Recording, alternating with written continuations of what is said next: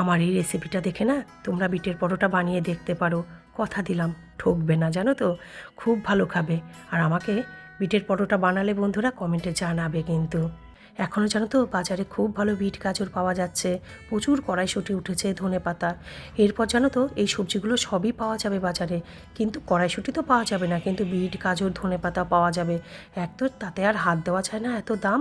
আর তাছাড়া কি বলো তো, এই যে এখনকার টেস্টটা পরে গরমে আর পাওয়া যায় না। আমি দেখেছি গো, শীতকালের সবজি শীতকালেই ভাল লাগে, গরমকালের সবজি দেখবে গরমকালেই ভাল লাগে। তখন দেখবে রান্নার ধরনটাও চেঞ্জ হয়ে যায়। গরমকালে না একটু হালকা পাতলা রান্না খেতেই বেশি ভাল লাগে, তাই না? আর আমি আমার আজকের পরোটা দুটো না একটু ঘি দিয়ে ভেজে নিলাম, খুব ভাল লাগে দেখবে ঘি ভাজা পরোটা খেতে। খাবার রেডি হয়ে গেছে, আমি খেয়ে নিই, তার সাথে ব্লগ এখানেই শেষ করছি। আবার দেখা হবে, টাটা।